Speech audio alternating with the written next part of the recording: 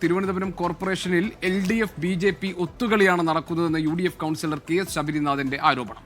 അവിശ്വാസ പ്രമേയവുമായി ബന്ധപ്പെട്ട കാര്യങ്ങൾ ചർച്ച ചെയ്യാനാണ് LDFനെ ക്ഷണിച്ചത്. എന്നാൽ ചർച്ചയ്ക്ക് LDF തയ്യാറായില്ല. LDFന്റെ സമയത്താണ് കാപ്പ കേസ് പ്രതിയായ R സുഗതൻ പിൻവാതിലിൽ കൂടി വന്ന് വോട്ട് ചെയ്തത്. അവിശ്വാസത്തിൽ വോട്ട് ചെയ്യണോ വേണ്ടയോ എന്ന് LDFന് തീരുമാനിക്കാമെന്നും KS ശബരിനാഥൻ 24നോട് പറഞ്ഞു. 4 മണിക്കൂർ ചർച്ചയിൽ പ്രതിപക്ഷത്തിന് കാര്യങ്ങൾ അക്കമിട്ട് നിരത്താം, ഭരണപക്ഷത്തിന് മറുപടി പറയാം. അപ്പോൾ ക്രിയാത്മകമായിട്ടുള്ള ചർച്ച നടക്കും എന്നത് ആഗ്രഹമാണ് നമ്മൾ പറയുന്നത്. ആദ്യം ചർച്ചയാണ്. ആ ചർച്ചയ്ക്കുള്ള ഒരു പ്ലാറ്റ്ഫോമിലേക്കാണ് നമ്മൾ LDFനെ സ്വാഗതം ചെയ്തത്.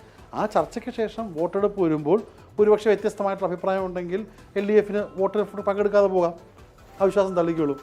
പക്ഷേ ഈ ചർച്ചയിൽ പങ്കെടുക്കാൻ എന്തുകൊണ്ട് LDF വിമുഖത കാണിക്കുന്നുള്ളതാണ് ചോദ്യം. ചെറിയ അഡ്ജസ്റ്റ്മെൻറ്റ് ഉണ്ടെന്നാണ് നമ്മുടെ വിശ്വാസം. അതുകൊണ്ടായിരിക്കാം നമ്മുടെ ചർച്ചയിൽ ഇതിൽ പങ്കെടുക്കാതിരിക്കുന്നത്.